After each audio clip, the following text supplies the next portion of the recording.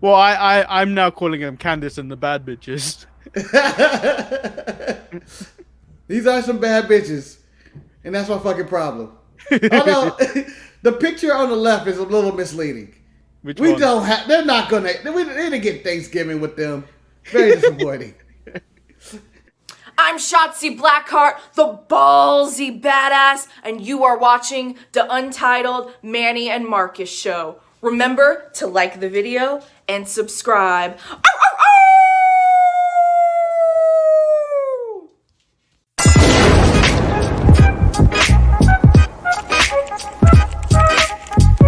Hey! Oh, Check out the Marcus here, man. He should. I hate you both right now. You guys are ridiculous.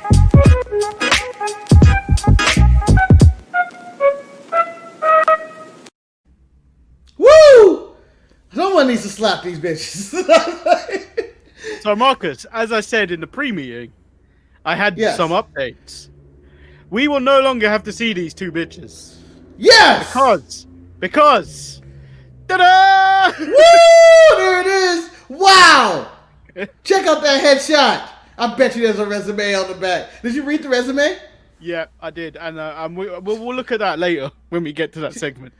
She is a very talented woman. Very talented. If I was the head of a company, I'm hiring Billy Kay to take care of every form of operation. Right now. Every form. Hire Billy Kay. On the spot. And then she takes the initiative to put herself out there. Like, like just out there. And the way she presented it, very classy. Just ready to go. Wow. Welcome to, Manny, do the introduction. Let's do this. We've been all over. Well, we haven't done a show in about a week, so we're a little bit out of practice. Welcome America and their Fat Day holidays. Welcome to the Untitled Manny and Marcus show. I am, of course, Lord Manny. Hey, Hayes, and he is... Marcus the Great! Why am I flexing? I'm so out of shape for Nelly!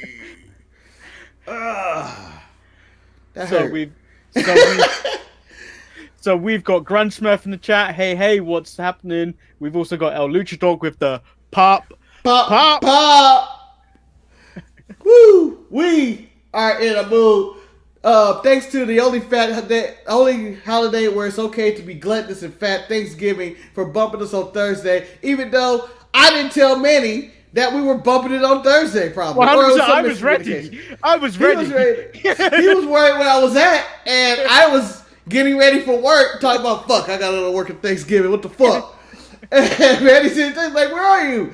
And I'm like, it's Thanksgiving. I didn't think we were doing this show today. Well, for the record, that happened. The Cowboys took the day off too, apparently. They had a game, they took the day off too. I don't think they knew they had a game. Well, as it stands, the Miami Dolphins are beating the 0-10 Jets. Jesus. Oh, man. You know, they should just cancel football for some teams. We don't need all these bad teams out there. Let's pull the Jets. Let's pull the Cowboys out. Throw the white flag. We're done. Yeah. We should allow surrenders for all these bad teams. Because I know there's an outbreak going on with all these teams and stuff. Let's eliminate some of these bad teams. Let's just say you're not going to beat Jets, Chargers, Cowboys. Get the fuck out. Get the fuck out of here. You're not going to do anything. You're just making calls to spread to continue throughout the league. We don't need So Grunchmurph said that Cowboys were 22 issues related to Corona. That sounds ridiculous. They should have just forfeited the game. Yeah, they should just be out. Just take them out. It's not like the Cowboys are going to change history in this league this year. They're not winning.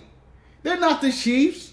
They're not the Steelers. They're not the Packers. They're not the Rams. They're not the Saints. They're not Seattle. Get them out. Those are the teams. Those are the teams to beat. Maybe the Bucks. Fuck the Bucks, by the way. Costing me money. Costing me money. So, let's move into Monday Night Raw. We're not going to go into detail with this because this is some old shit. The only thing I thought was memorable was the matches. Surprisingly, we got 2 weeks consecutive of excellent Raw. Ridiculous. Excellent is a stretch. It's a stretch. It's a stretch. The first week, the week prior, I thought it was an excellent show. This week was a good show. Where they filtered with matches. They just threw a bunch of matches in there that were really good. And of those matches, I would say the best match of the night was Riddle versus Sheamus. That went on for ages, and it was a really good match.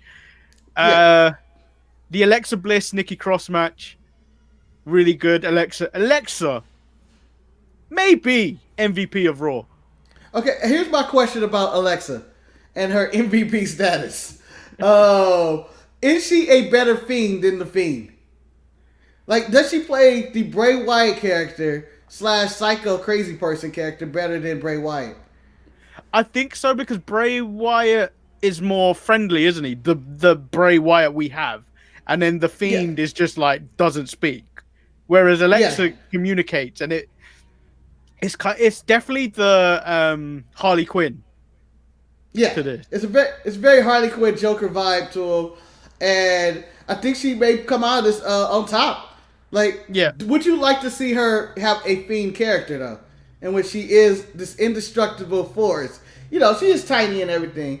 I feel like it'd be hard to believe. I feel like it'd be hard to believe if she had like a mask or paint or whatever. All of a sudden, she'd basically be Abaddon at this point. Yeah, I don't think you need to stretch it down that road. I feel like she's a good one of those like underbosses to the Fiend, where but like it opens it up so it's not just the men's feuds going on with it. It's like it's also including the women's.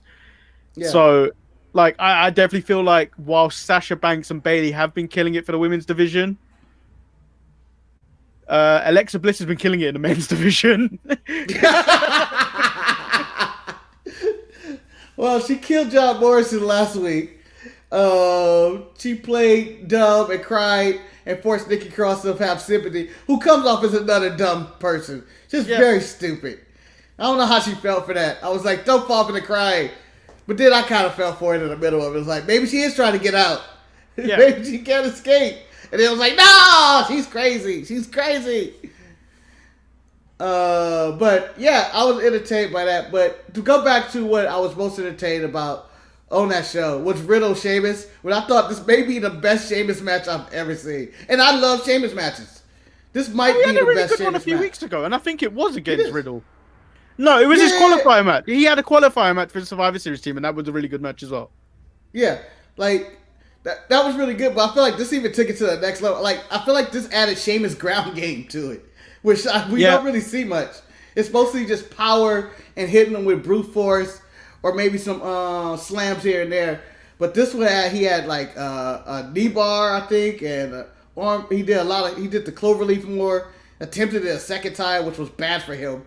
But this was a really good match, and I was like, wow, these two really have good chemistry. This is the second time they had a match, right? And it's just really good chemistry. Well, I feel like they were feuding on Smackdown for a bit, weren't they? I think they had a match over there as well. Yeah, they may have had one. I did enjoy the Matt Riddle and MVP backstage segment. It was like, I'm not your friend. Oh. Yeah, I mean, like if we had a co-MVP, it would be Matt Riddle on that show.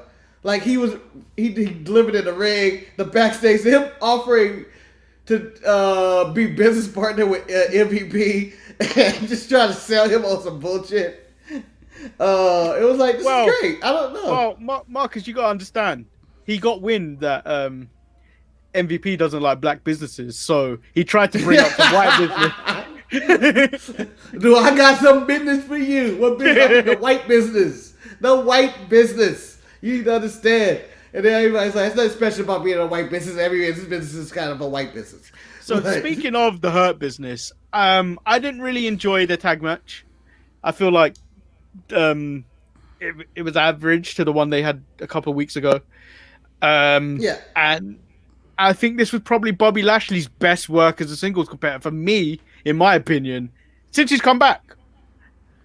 Well, and the match didn't even have a real finish. It was a DQ finish. Manny, I'm going to throw this at you though. On Bobby Lashley's original WWE run, other than the time that him and Donald Trump shaved Vince McMahon's hair and killed Vince McMahon as we know it. Can you remember a Bobby Lashley match in between there? No. That was memorable? There are no... I would find it very difficult to find a match go, hey Marcus, you need to check out this Bobby Lashley match. It's hard. It really is. I've got some water here. I think it really is. I think he's a specimen of a human, but I think it's wasted talent. It's the fact that he can't really tell a story.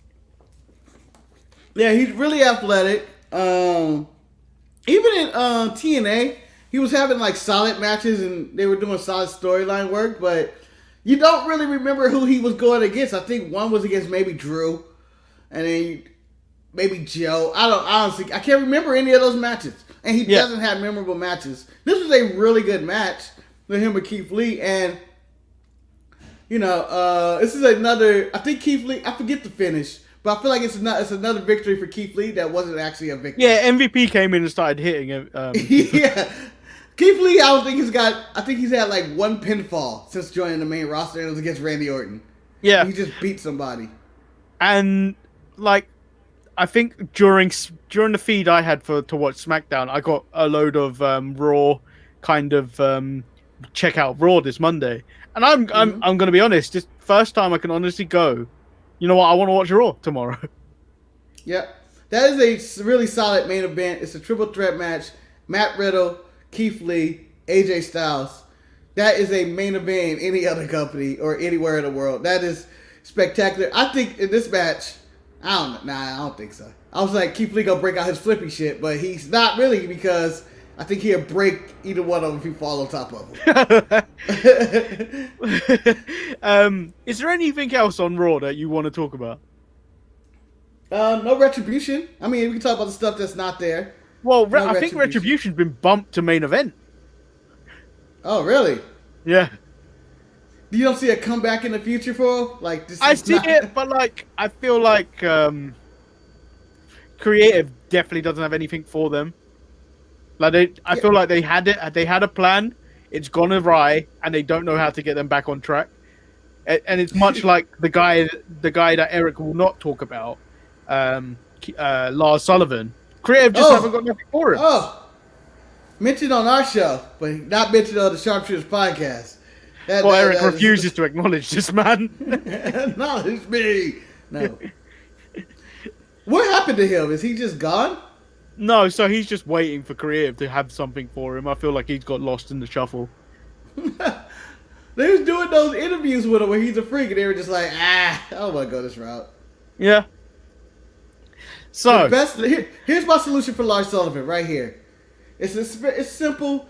It's not even that creative, and I'm sure someone in the back can think of this. And I'm going to say this: they should fire him. Yeah, just release him. And I don't even think that's not even a pick that AEW would take up. I don't think AEW would even go, do you know what, we need you. No, they wouldn't. He has too much heat on social media. He has too much heat. Like, he's just somebody that needs to go away. And he's somebody I wasn't a fan of even in NXT. I mean, he can deliver on some power moves. He looks, whatever, like a big dude that Vince would get behind. But he just doesn't have it. He just looks like a lump of meat that is spoiled on a sidewalk. So YouTube has blocked this out. Oh. But El Luchador has said the new name... Why is it not popping up? It did. It flashed for a second. The new Eric name should be the Sex Freak. And then suddenly Eric has appeared in the chat. It's like he had been summoned. Well, if you pay attention to Wednesday, if you mention somebody's name, they magically show up. And you got, like, they may not show up exactly where you think they would, but they are going to show up as soon as you bring up their name. So, welcome, Eric, to the Untitled Manny and Marcus show. So Eric did say, how dare you mention that name, the disrespect. This is our show. This is our show. Oh, your show. We cannot mention him, okay? We don't have to mention Lars Sullivan. Mr. Future Endeavor, as I like to call him, or the next Ryback. So I can't wait till he come out with a podcast. Should we move on to AEW? Let's go. So I have taken notes for AEW. Not great ones. So AEW kicks off with Hangman Page versus Johnny Hungy. The Meat Man as he's going by. Yeah. So I thought it was a good match, but I don't think Hangman should have really struggled against a match against John Silver. That was the main thing going on. I think the match was, I'm going to say it was 9 or 10 minutes, but I feel like this would be the equivalent of, and I'm not saying Brock Lesnar is Hangman Page, but I'm saying this is the equivalent of Brock Lesnar and Santino going 10 minutes. Why the fuck is that happening? And it wasn't like it really wasn't like Hangman was like toying with him and like, oh, I just want to beat him up some more. No, John Silver had solid offense in this. Manny, there were near falls. There were false finishes. Yeah. It was 1-2. Ooh, Hangman almost got caught slipping. What the fuck? You were fighting for the be the number one contender against Kenny Omega at Full Gear in whatever epic match that was. And now John Silver is pushing you to the limit. And Manny, the worst part about this is the Hangman Redemption match. They kept bringing up, oh, he's really learned to grow for that. You notice he didn't come out with a drink. He's not drinking anymore. He needs to go back to drinking if he's struggling with John Silver. The fuck?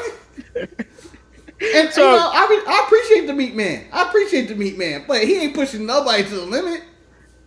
Well, I feel like he's the interim leader of the Dark Order at the moment. Yeah.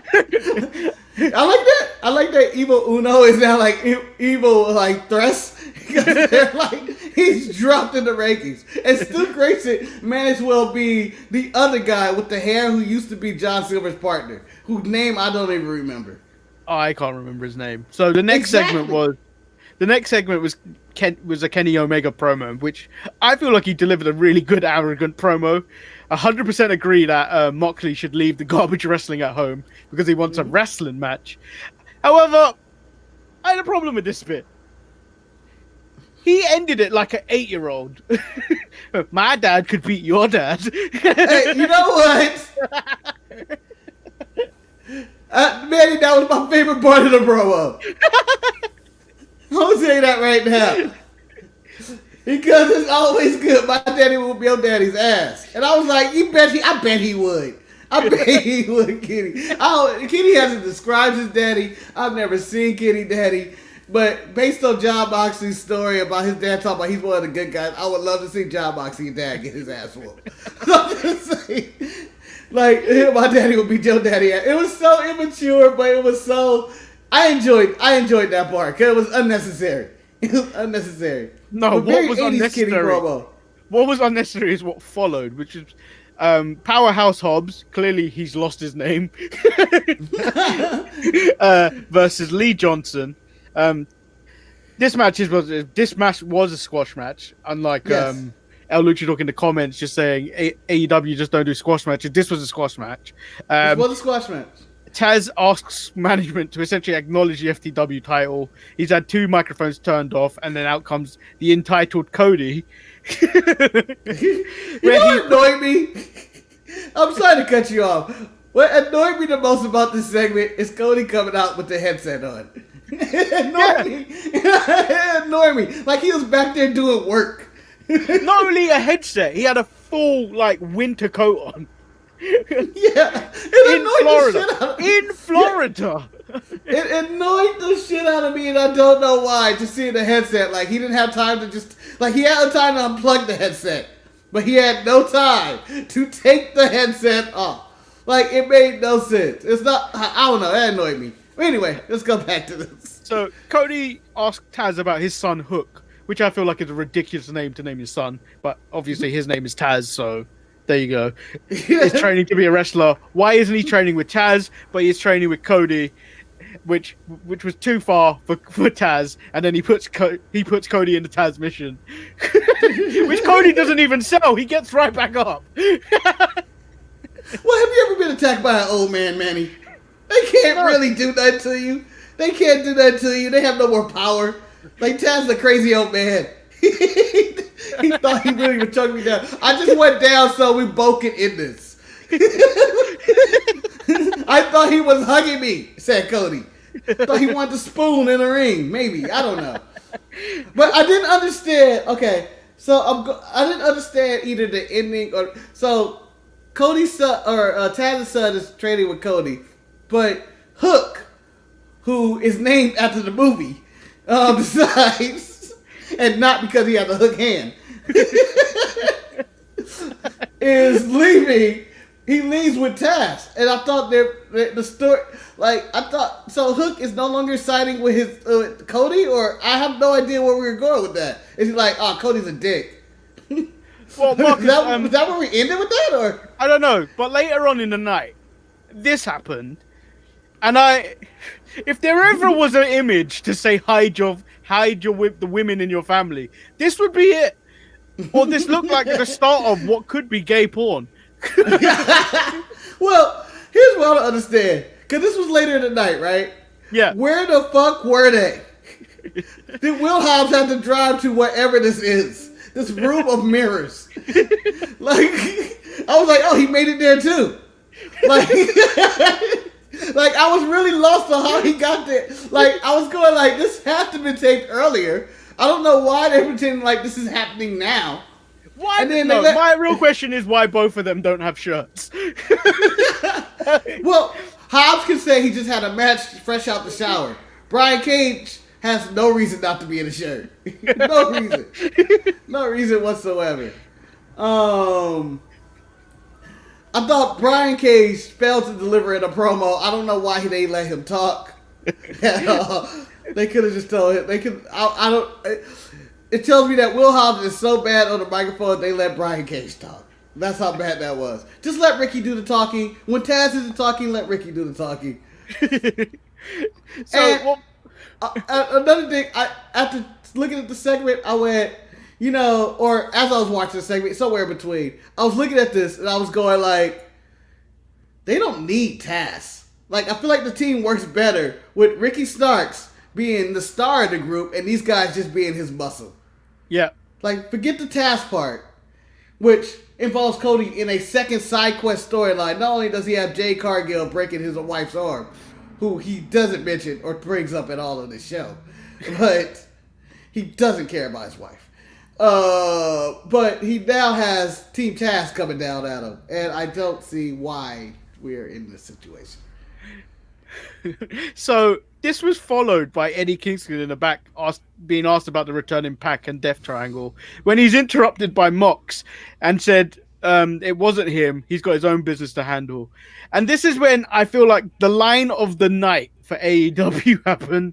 As Mox walks off, Eddie hits it with trying to mess up my feng shui and shit. You know what I mean? I'm trying to take it easy tonight.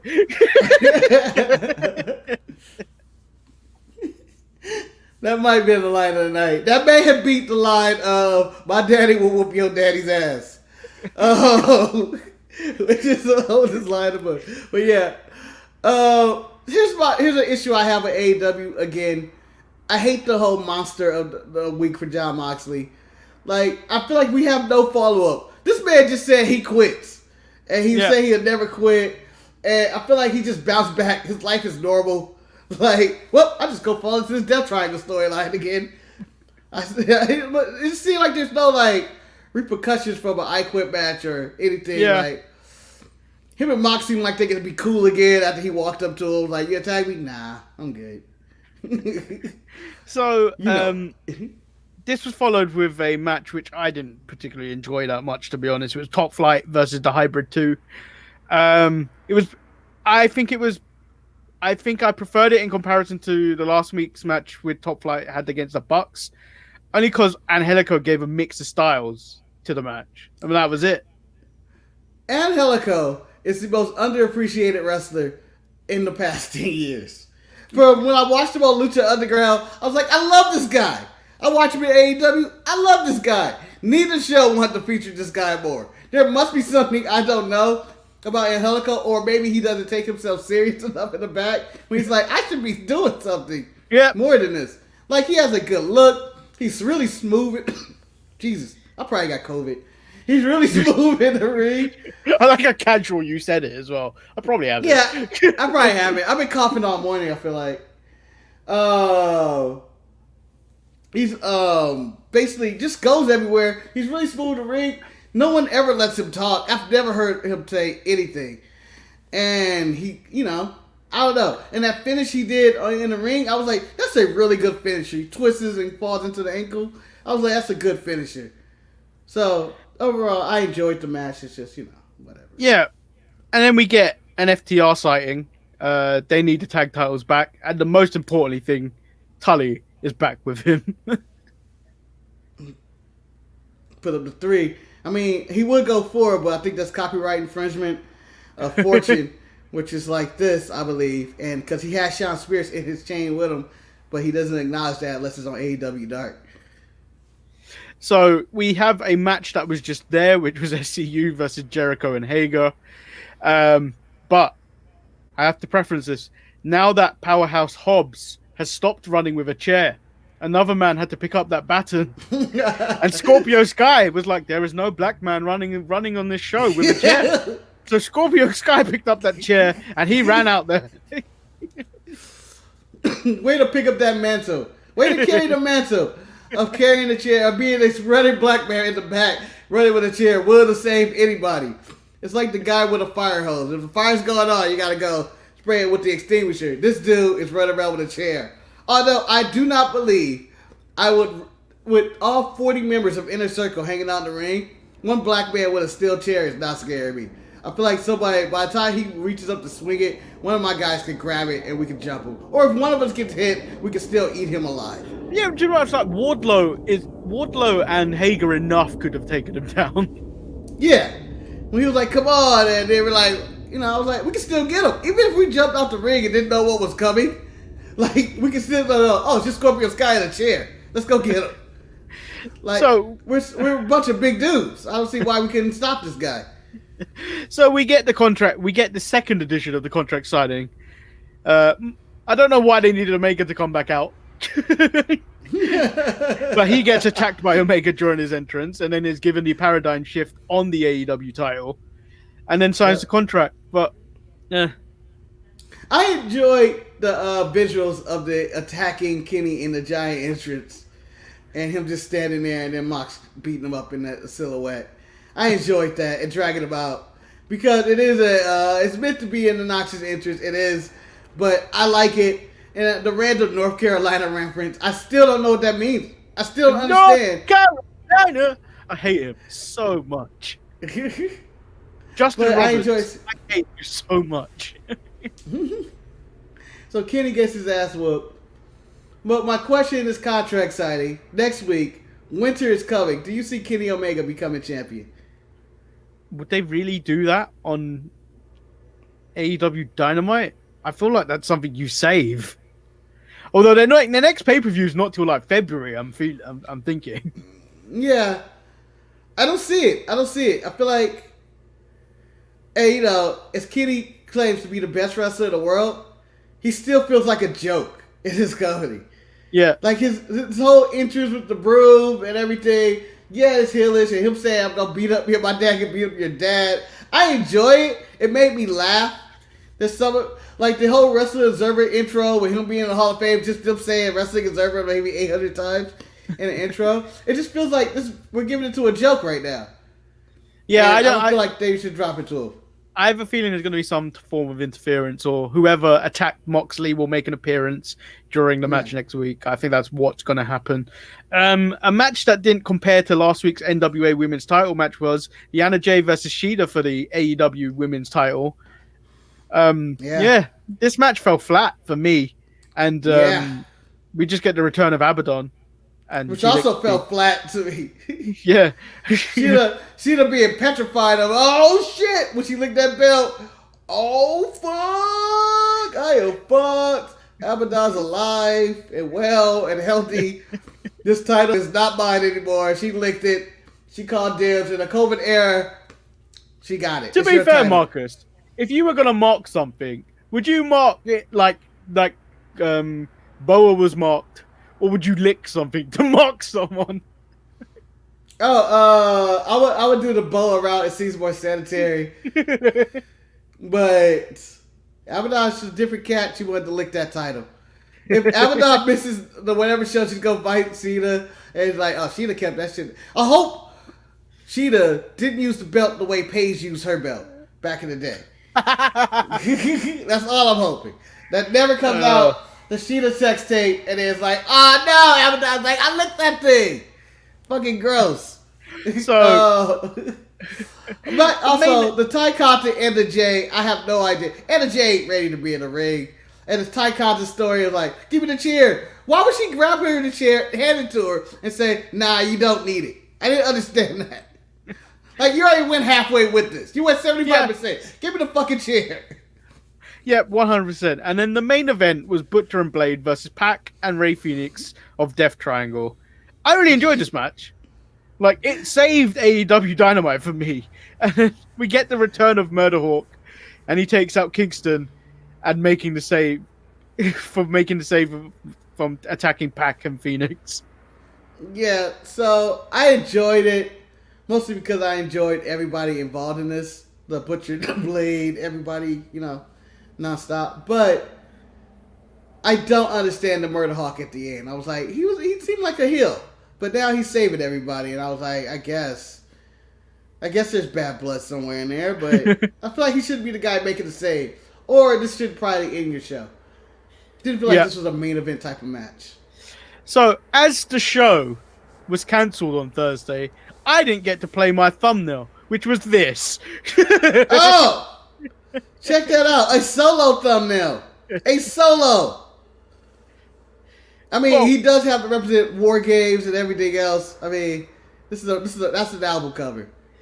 So, I thought this was the night of Candice LeRae and the bad bitches, as I'm now calling them. The bad bitches featuring Candice LeRae. No, it's like a band, like Josie and the Pussycat Dolls. It'd be like, yeah, it'd be like Candice and the bad bitches. My favorite thing about Candice and her team is that, one, Candice has selected her team. She chose wisely. This is the same week that Tony Storm turned this week, right? Yeah. So, with that shocking turn on Ember Moon, which I had no problem with, I felt like it was a justified thing to do. You had a chance to take Ember Moon out. You did it. And, oh, wow, look at her. Look at her. Ember Moon never saw it coming. She's like, what? If there was ever a time for a "you deserve it" chant, I would have been there, ready to do it. So she gets her ass beat, and Candice's team is complete. She has her team, and it's a stacked team. Like, this team is stacked. These are some evil ass bitches. And Toni Storm is only in it because she wanted to turn on Ember Moon. Yeah. But they're evil. And not only are they evil, they know how to win a War Games match, because the secret to a War Games match is beating up people, and you're going to have to fight in the War Games match. So, by taking out EO, they're saying, hey, we want to fight EO, we want to fight Ripley, we want to fight they want to fight everyone. Yeah, so the team Shotzi's putting together, they're picking for them. They can't lose. They're picking their opponents, and they pick their team. She cannot lose. Like, I don't know who's their fourth. Who's the fourth for the women's? Who am I missing? It's Rhea, Io, Shotzi. It's just I guess Ember. No, I don't think Io's going to be on that team, will they? Io's going to be on that team. They beat her up. It'd be Shotzi, Ember Moon, Ripley. Or maybe it is Io. Maybe she isn't defending the title at War Games. No, she has no reason to defend it. Who's she going to defend it against? Who are they built up? They're all in the match. Everybody's in the match. It's the entire women's division in the match, and I think this one could be better than the men's. Yeah. It could potentially be better than the men's. So we get Timothy Thatcher versus Kushida. Tommaso Ciampa comes out and sits at ringside. But the more important thing before this was we got a Denzel Dejournette sighting. No, they changed his name, right? I can't remember what they changed his name to though. Me either. You remember? No, I forgot you. I thought this match was amazing, to be honest, with all the technical transitions between submission holds between the both of them. I love a good ground game, and that's what this was. This is some good technical, physical. I get you in submission. No, I got you. Oh, I'm going to reverse that. Oh, I'm going to slap you in the face. Oh, got you another submission. Really good. Ciampa's staring down Thatcher, who Thatcher wants nothing to do with. Nothing to do with. Well, as he said in his Thatcher match last week, in his Thatcher's Catch Can class, don't pick a fight with someone that could beat your ass. Yeah, and he doesn't want anything to do with this, but, you know, Ciampa's at ringside and cost him the match, right? Thatcher lost. Like, I'm trying to remember. Yeah, Thatcher lost. Kushida won. I'm ignoring Is Kushida the number one contender, though? Do you think that, like, is he the next Finn Balor opponent? I feel like they're building him toward that way because he hasn't lost in a while and he's getting significant wins. I think they're going to just keep giving him matches till he get North American title. I think. Who, Kushida? Yeah, I don't think they're pushing him to the NXT title just yet. I feel like the heavyweight title is where he should go, since the North American title. I don't know where the North American title is actually at. Yeah, it's on the KO show for sure. Yeah, so the KO show with Leon Ruff. I honestly love this segment. Leon Ruff reminded me of a. Go ahead. Not only is Leon Ruff doing the comedy with KO, and then KO telling him, "No, man, you gotta be serious." But then you get all the seriousness from Johnny Gargano, who's obviously still pissed, and then you get KO eliciting a player out of Regal. That was my favorite player. He went triple threat match. Player. And then walked out casually. It was nice. So Leon Ruff in this KO segment reminded me of what if WWE wanted to have a knockoff Jay Lethal? And I was like, that's what he is right now. He is Jay Lethal, the knockoff edition. But which iteration are you talking about Jay Lethal? Because I'm talking ROH about Jay Lethal ROH Jay Lethal is decent. TNA Jay Lethal was pathetic. No. This is ROH Jay Lethal, but a bad version of it. Like, that's what he was. He was well dressed. The man had the nice shoes, matching belt with the blue. He was well dressed, and he just gave me Jay Lethal vibes. And when he started talking about how he beat Gargano, he reminded me of heel Jay Lethal. Yeah, like as a joke. I don't know.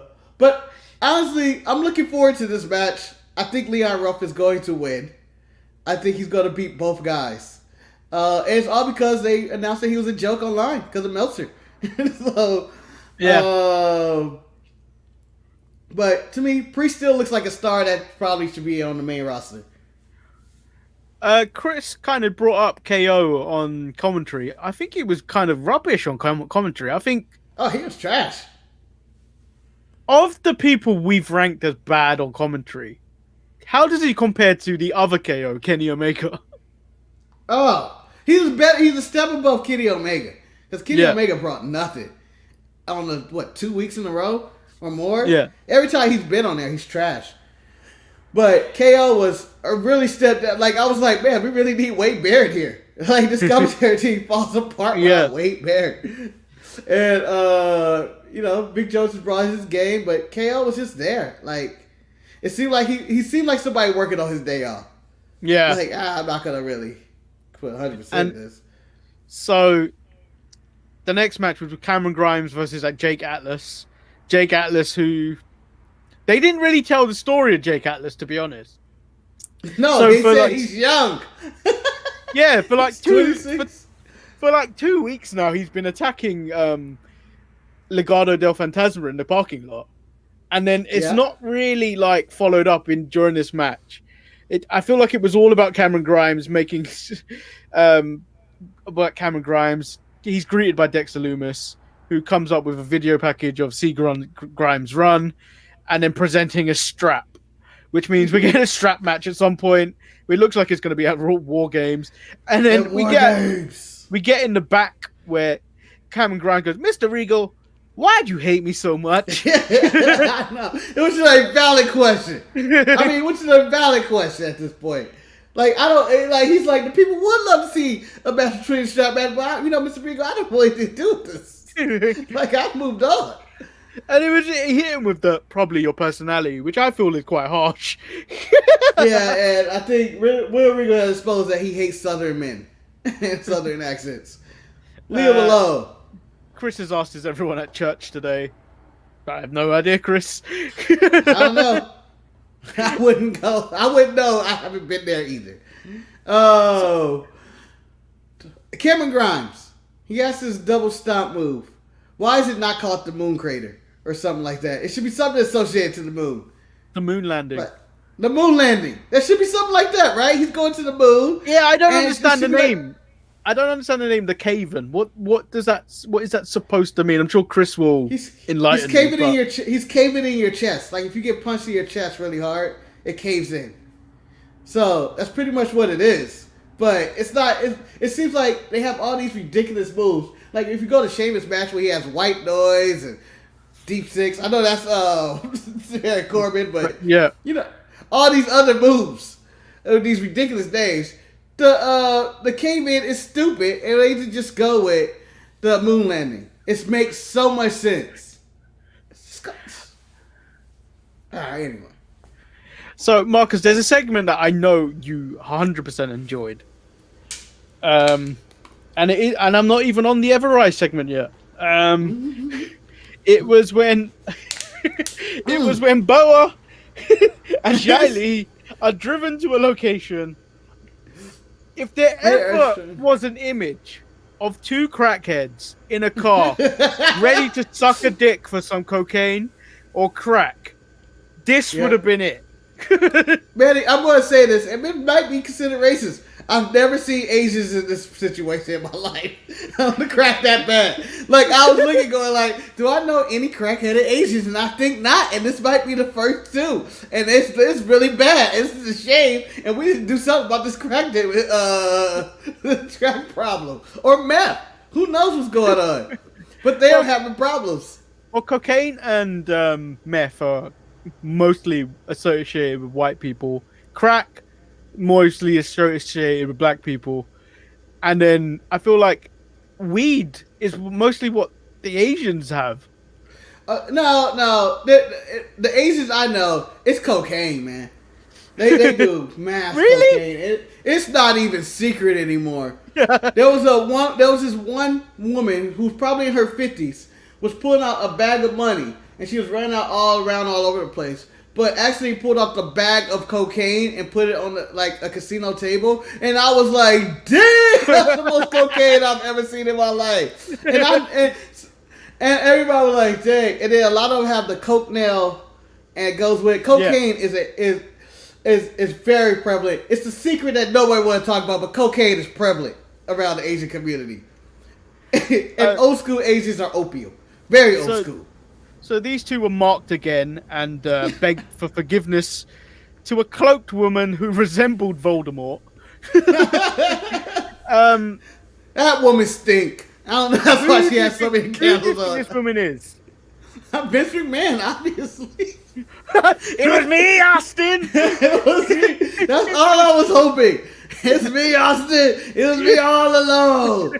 I am the higher power. That's all I got for that fight. Like, she was Darth Sidious, she was Vince McMahon, she was Voldemort.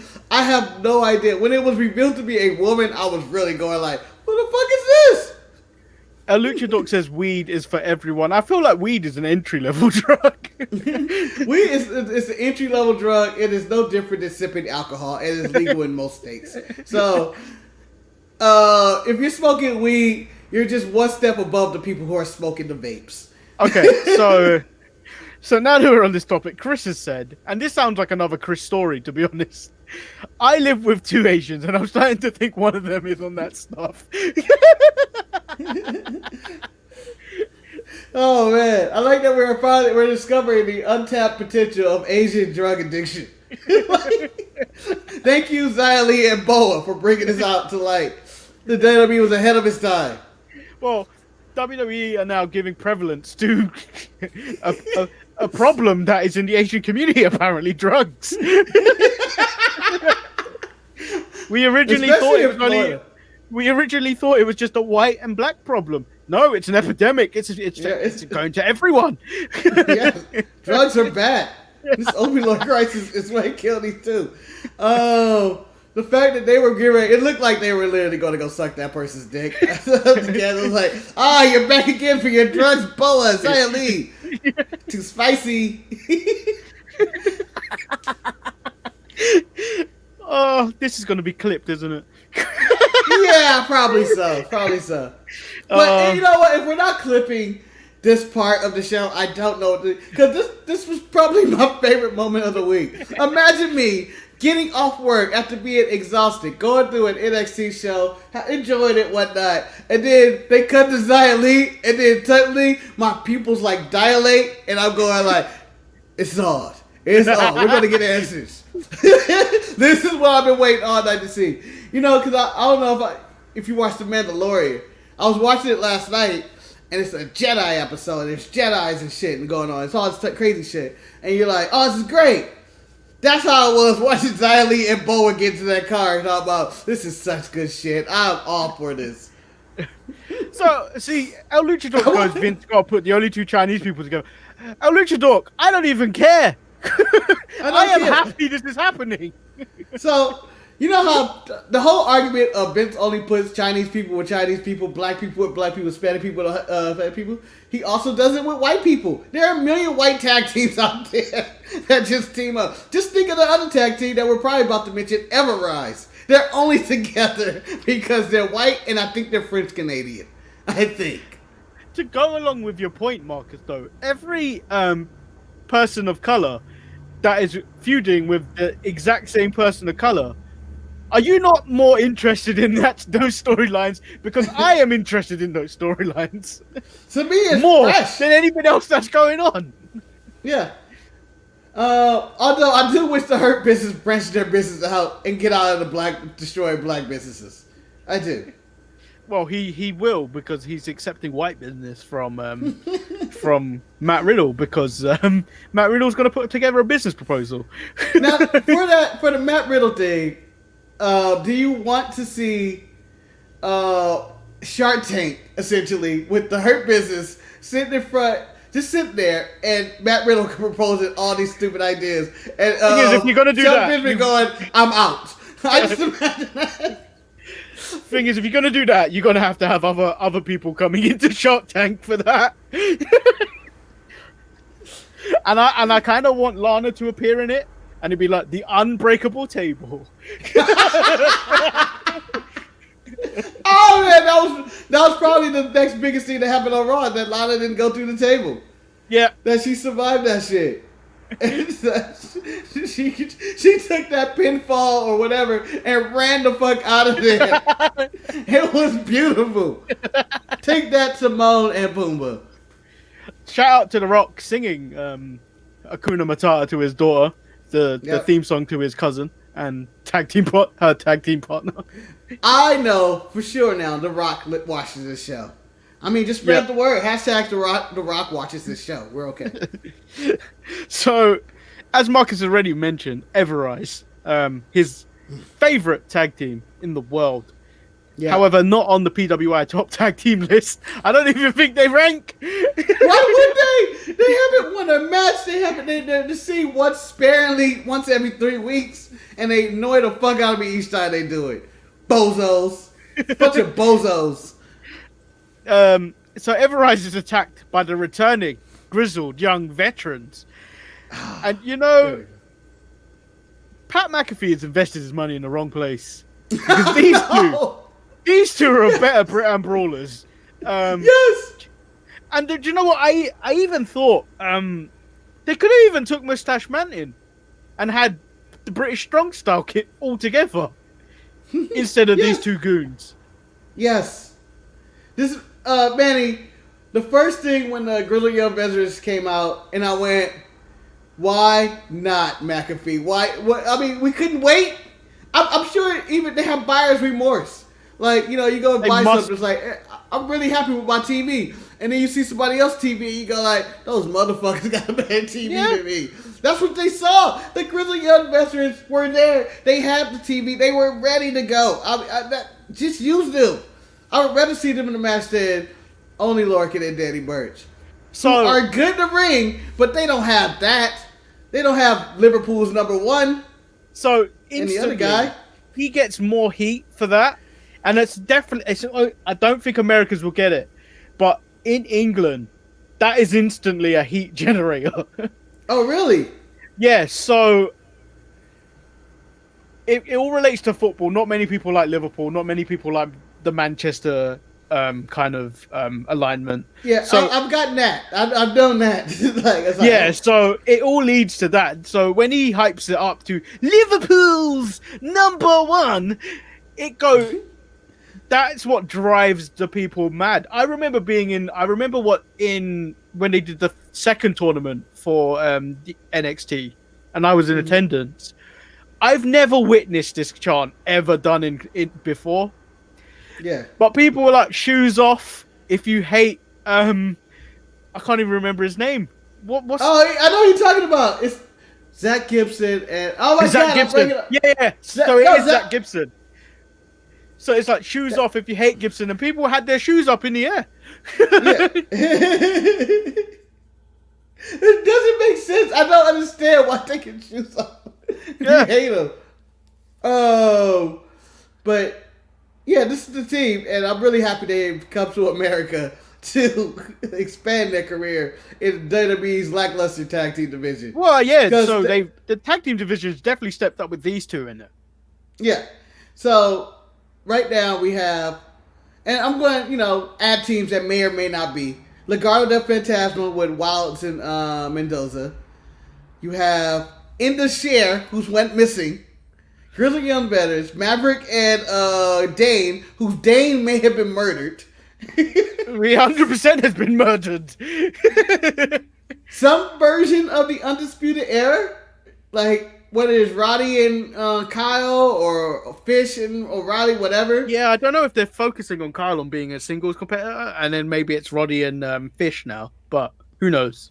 And I'm at the point where I can't even remember who the tag team champions are. And I think I just did, and it's Danny Burch and Only Lorcan. Yeah, and the thing is, I can't even remember their names half the time. That's who they are. They're designed to be that way. They look like the created wrestler you beat up. Like, when you start a video game, these are the first guys you fight. like, oh, this is level 1. This is how you learn to play the game. Marcus, what happens is, do you know when you play one of those makeshift games where like they don't have the licenses for wrestlers? Yes. But these two would be licensed. Like, oh, they are actually like, I thought these were made up characters. No, they're real. These are real. No, they're people. Real. I thought this was a low rent Steve Austin and a bald William Regal. Nope. Not a count. So Eric's called them Glass Jabroni. Who's Glass Jabroni? I don't even know who he's talking about. And then El Luchador says Sucker's going to get dropped in the greatest wrestling quiz ever. That is a bold statement. Dang. That is a bold statement that you're going to win. Hold on. I'm going to tell you how. El Luchador, I'll tell you how I'm coming to the greatest quiz ever. Glasses to the nose. I've been doing my research. I've been doing research. Just so you know. I have nothing but time on my hand now. Now that I'm out of work again, I have nothing but time. I am not losing this quiz. I refuse. Yes, I missed the first sample question, but everybody missed the first sample question on any quiz. When we took our standard testing, I always missed the sample question. Even though they gave us the answer, I wanted to change the question on them. When you asked the questions, I changed the question.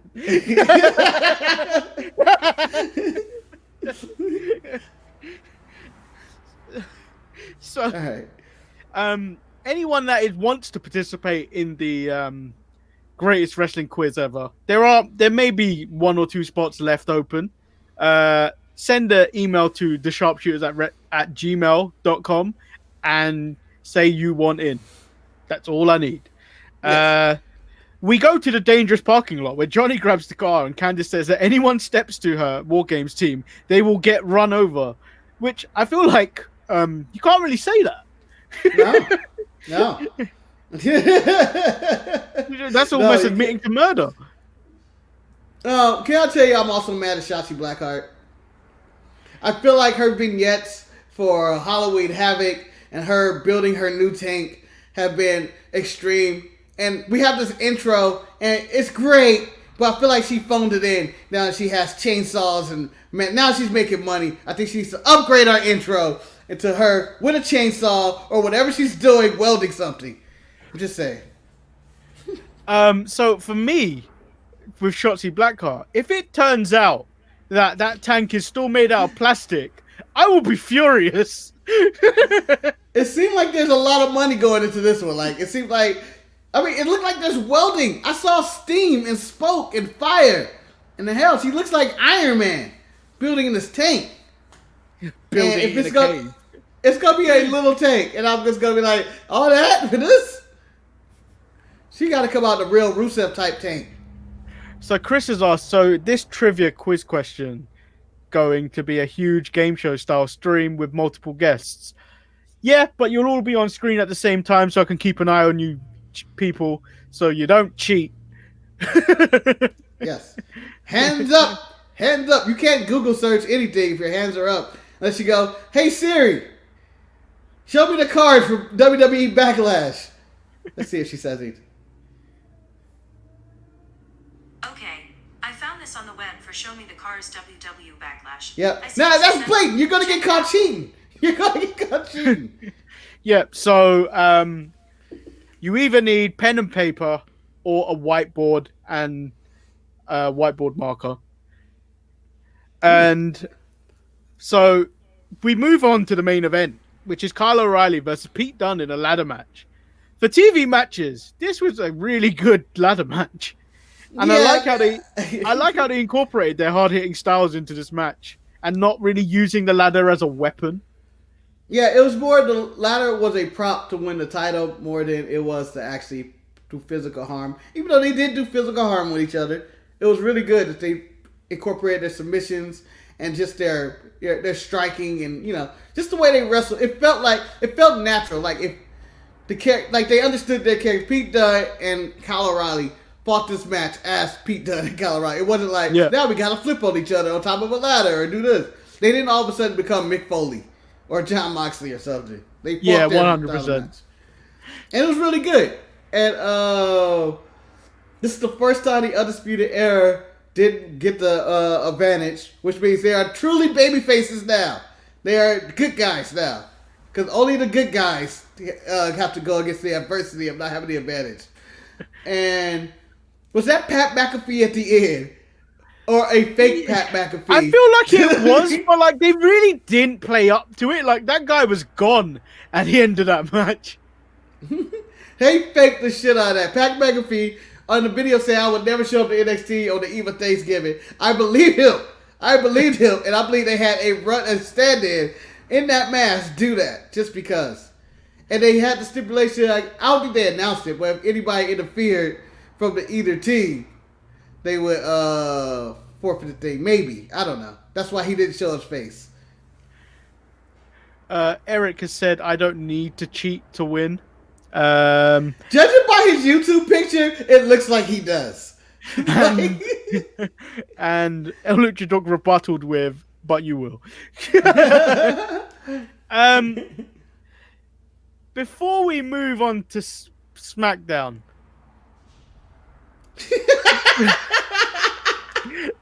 I want to know where you think this story's going. No, I'm not going to say that. I was going to say that's the face of everybody when the casino shut down again.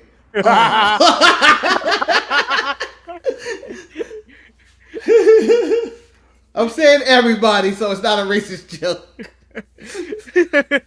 So we move into Friday Night SmackDown, where it opens with Jey Uso hyping up Roman Reigns' victory at Survivor Series. Roman comes out still not happy with Jey Uso and his inability to follow orders and his repeated failures.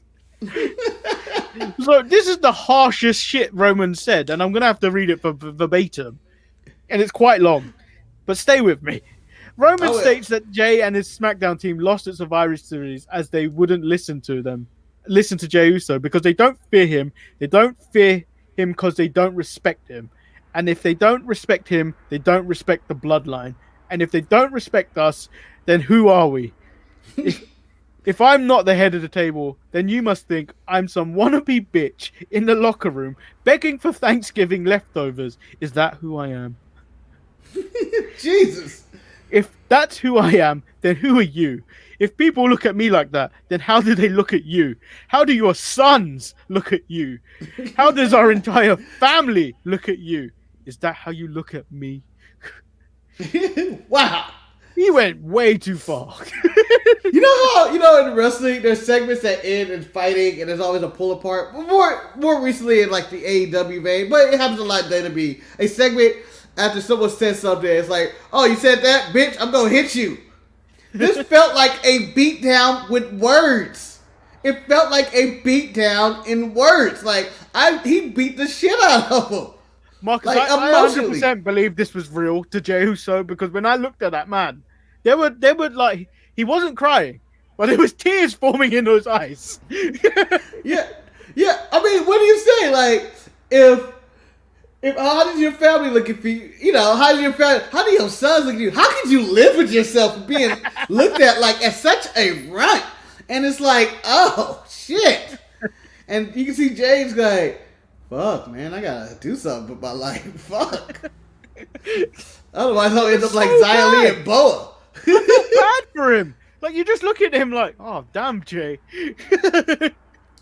Man. And this storyline, which has only been going on a few months, best storyline in probably all of wrestling. Best acting, best performance. It goes to them, and they just deliver it each and every week. And just when you think Roman can't say anything worse than what he said last time, he goes and says something like shit like this. And you go like, what the fuck, Roman? He has no chill. Yeah. At all. And I feel like Jey Uso was a hero in this segment because he prevented a Otis versus King Corbin match. Yes. He cracked Otis with a chair. And I couldn't stop thinking that Otis looked like a turkey when Jey Uso was beating him up with that chair. Just beat the shit out of that turkey. Just gobble, fuck it. The Thanksgiving edition of SmackDown is out. So, Grunchmer says, Jay wins the Rumble. Roman will think he will challenge for the Raw belt, but nope. But that by then he will be tired of all of Roman's shit. I don't know, because I think Jimmy will be back by then, and I think both of them will be running with Roman. I predict that I would like to see the Usos versus Street Profits at WrestleMania. That would be the match. Yeah. And I don't see... Jey Uso is a nice side pay-per-view main event. He's a build-up to a story. But a real WrestleMania main event involves Roman Reigns versus someone else. Nothing against Jey. He's doing great work, but I don't see him as the ultimate competitor for Roman. At the Rumble. And, I like the storyline of, like, he got it. So, we get a Dolph Ziggler and Robert Roode versus the Street Profits match, which I thought was a decent little match here to establish the next contenders to Street Profits. And I thought it was hilarious when Ford called Dolph Ziggler HBK. But nothing else memorable about this segment. No, my main problem with this is that it was extremely like by the numbers WWE or whoever, in which they pinned the tag team champions. Now they're the number one contenders. Yeah, I wish they could establish a feud with tag team titles or whatever with someone not pinning the champion or just have them be attacked. The Street Profits are doing their WWE shop vignettes or. They're cutting the promo as they normally do. Just have Roode and Ziggler attack them and say they hate them in so many different ways. And it sell me more than, they pinned Montez Ford. Do you think someone took offense to that little ad for WWE Shop when they announced the Black Friday thing and it was the Street Profits and Bianca Belair? Because I feel like someone took offense to that. Nah. I wouldn't. Who do they have selling all their merchandise all the time? It's normally R-Truth, the New Day, and the Street Profits, who were already doing this when it wasn't Black Friday. Like last year, I feel like they were doing it more when they were in NXT and stuff. So, and when they were just when they were randomly the host of Raw, or when they were just showing up, like they were already doing this. So I don't feel like this was a Black Friday. They got the most charismatic people who yells the loudest, who can really throw you in there. And Bianca's in there because they always associate Bianca with Montez Ford. Yeah. Like, who else would you put in that spot on SmackDown? Like, you're not putting Otis by himself without Tucker. You could put him with Chad Gable now. Chad Gable's going to sell you some shit. Not really, but... No, the Street Profits say shit. Like, that's all I was thinking. They were thinking about who has the most energy to sell shit. To be fair, though, I was going to put Big E if they weren't going to have Bianca Belair. Yeah, Big E works too. Like, those are like the 4 people. Those are the 3 people throwing in Bianca in there I would have. Now, if they would have just put, let's say, Bobby Lashley out there by himself without the... What? Even then, with the Hurt Business, MVP can sell me some shit. So, we had Sami Zayn versus Daniel Bryan. And I'm going to say it. It may offend some Americans. I agree with Sami Zayn. That he doesn't respect Thanksgiving. Celebrating a holiday that celebrates the I can't even say the word he wants. Atrocity of the Native American people. What Native American people? We killed them. No. Don't they own all your most of your casinos? They do. They have a good branch in that. They have some reservations, but they're still probably the most misused race of any race in all America. They were destroyed. It was pretty much a genocide. It's terrible. And Thanksgiving isn't celebrate that. I'm just trying to eat. That's all I want to do. I don't eat none of that shit. What did you think about this match? Because I thought it was really good, but it was really obvious that they weren't going to give everything they could. Because I know for a fact you could get a way better Sami and Daniel Bryan match that wasn't on SmackDown. Yeah, I believe they're saving it for the pay-per-view for the most part, because the way it ended, the whole I'm going to run off the ring, beat the 10 count, and beat Daniel Bryan back to the ring, basically a foot race, tells me that they did not take this match very serious. Yeah. But it was a solid match. I enjoyed it. You know, it was nothing crazy. And I don't even think we can get the craziest Daniel Bryan Sami Zayn match currently in Daniel Bryan's later state in his career, where he's really trying not to get hurt for the most part. And Sami, in his current character as the Liberator, can't do all his stuff that he does that are very more babyfacey. But I thought it was fine. It was solid. Yeah, and the result of this match is Sami Zayn obviously wins by count out after he runs to the back, and then Bryan on the chase. But we learned that Bryan didn't make his way back because he was attacked by Jey Uso, and it was Kevin Owens who stopped it. And then this continues to Kevin Owens stepping up. Go on. Can I pause you for a second? Yeah. Do you think Sami Zayn's original plan was to run back there and just get counted out, and then he saw Jey Uso attack Daniel Bryan and was like, I can beat that count? It's either that or he worked out some plan with Jey Uso, but who knows? Like, no, it was a solid plan, I felt like. He was like, I lose my count out. And then he said, I don't have to lose pay window money. I can make it. I can make it and tell everybody I beat Daniel Bryan by count out. Don't matter, I beat him. So Kevin Owens is in the back and he steps up to Roman Reigns while Jey Uso is bigging himself up for what he did to Otis and Bryan. He tells Roman his head of the table power tripping, and for someone that is so big on family, he treats them like trash. Roman tells Jey that KO doesn't look at him with fear and he should fix that. Yes. Overall, I enjoyed the KO transition into the main event. He was doing nothing, and you could tell he was bored on NXT. Yeah. And he was just floundering around the roster, and now they gave him this main event spot.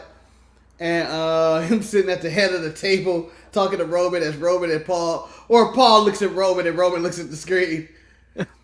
talking about I'm not afraid of you. I'm the head of the table, talking all this shit. And I think it's gonna lead to a really good match and a solid. It's gonna lead to a really good match. It's just that I know Kevin Owens isn't gonna win. Like 100% know Kevin Owens isn't gonna win. So this is the problem I have with it. It's a nice transition feud. Yeah, and then I didn't enjoy the Natalya versus Bianca Belair match.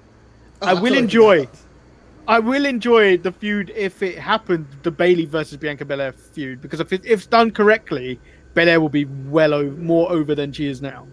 I'll tell you this, I'd rather see Bayley versus Michael Cole.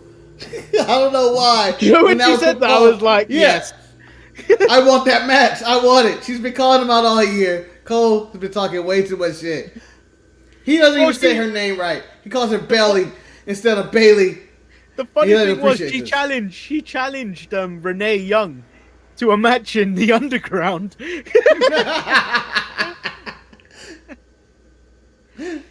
Oh man. But it's a good. Oh, go ahead. And you know what? Murphy versus King Corbin happened. But I'm just gonna say the Mysterio family are pricks. They're a bunch of dicks. They're a bunch of assholes. And Seth Rollins has been right all along. But I'm gonna give them credit. They did the one thing that they stopped the unstoppable. Baron Corbin wasn't able to hit that clothesline. This is the first, the most agile move he had. The most agile man in the world. Look at the quickness. Look at the speed. Look at the grace. Like, that move is the one constant in Baron Corbin's match. And I believe Aaliyah Mysterio, man, stepped up in his way, preventing us from seeing that quick attack that he normally doesn't do. Like, it happens every match. And when I didn't get it, I thought he was going to attempt it again. But he didn't attempt it again. And I was like, this is a streak. That has to be a streak. That has to be like 7 years straight of him hitting this clothesline. And he did not hit it. Chris said it's his bedtime now. And peace. Chris, I've got 2 emails from you. You have to stick around to listen to them. Yeah. And I don't know, if he's in Maryland, it's only 3 p.m. How is it your bedtime? Well, the thing with the stopping of the most agile move ever, I would have hit her. Man, he's open to punching women now. Because realistically, he would have ran into her and then gone back into the ring. Yeah, it would have been a charging violation in the NBA. So technically, it's her fault if she chose to stand there. All right. So the big question is, the Mysterios, they going heel? I don't know. I don't know if I want to see a face Baron Corbin. I don't think it's a Baron Corbin kind of deal. I think Baron Corbin's just a victim. Baron Corbin said next week he'll be ready, and I don't even know. I don't even want to know what that means. That's terrifying. He's gonna get Natty to go after Aaliyah and I don't know, Chad Gable. like they haven't been feuding all year over some dumb shit. But I don't know. I feel like a heel Mysterio family will work so much better right now. I mean, most people, I enjoyed the storyline for all the wrong reasons and the right reasons. But I think a lot of people did enjoy that storyline, and for them to continue to be shoved down your throat in this storyline, and then them just cheating in every match against Baron Corbin. Because Baron just seemed like a victim. He's like, I'm fighting them one by one. You're telling me to stop punching this guy, and you're not throwing the Mysterios out, who are clearly jumping in and off the apron over and over. And the referee saw it. He did it so many times, and the referee saw it and did nothing about it. This was so unjust. And then it ends with Baron Corbin putting his foot on the rope. The ref had to be in on this shit. Dominic pushes his foot off the rope, and he gets the 3 count. And I feel like this is outrageous. This is outrageous. I feel like the ref got 10% of that pay window. Yeah. He got some free Louis Vuitton. Like, that's all I wanted to do. Just hand out Louis Vuitton to people. I want them to be heels. I want it. And I know it ain't gonna happen. I feel like this is some stupid storyline where Vince is somehow making them the faces. But they look like heels. They look like horrible people. So, I hate the Mysterio family for screwing Baron Corbin. I think I'm gonna... There's 2 things left on the Smackdown report I want to talk about. First is Sami Zayn. He's in the back with Big E now. And I'm going to say, if this leads to Big E becoming Intercontinental Champion again, I will be very happy with that. So you want Big E? I thought Big E was going to another level. I was staying heavyweight. Is he going to the Intercontinental? You think that's a good level for him? I think this is one of those things where he wins the Intercontinental, goes to the Royal Rumble, and then somehow ends up in a title match against Roman at some point. Oh, you're giving them both? I would give them both because you know when it comes to around WrestleMania time, titles just get dropped so you can go to face the other title champion. I like that Big E is lurking around and he's featured every week.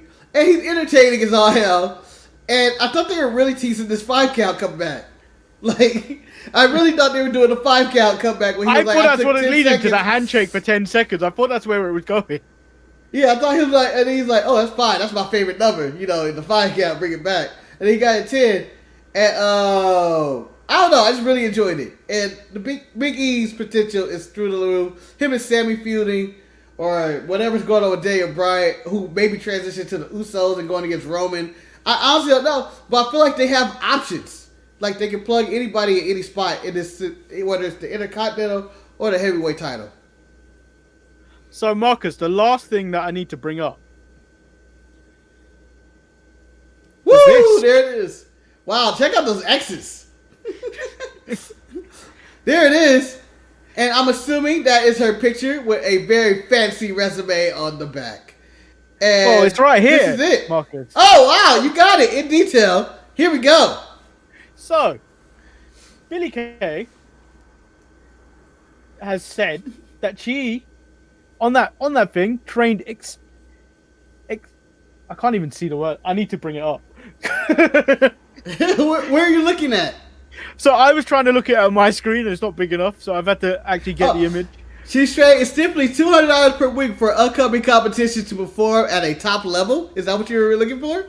Yeah. So basically, hey Siri, how many hours are in a week? Here we go. 1 week is 168 hours. Which means Billie Kay somehow has a time machine. No, she's in a hyperbolic time chamber from Dragon Ball Z. You go in there and time just slows down for everybody, but it does age you faster. It's also factually incorrect when she says WWE Women's Tag Team Champion from the 4th of 2019 to the 8th of 2020 because they lost the tag team titles in August 2019. But I'm gonna give that to Billie Kay because everything on that CV or resume, as other people may call it, is something that everyone wants in a company. Yes, I want all of this.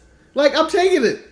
Acted as positive role models who set tone for work ethic of a program and enhance leadership credibility with co-champion and coaches.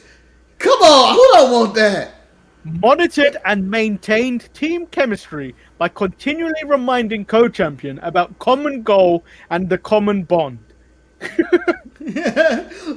Determine areas in need of improvement and optimize strategies to strengthen performance. I don't even know what that means. But yes, she does that. She has said this twice where she said monitored competitive activities to assess strategies and gain advantages in future matches. I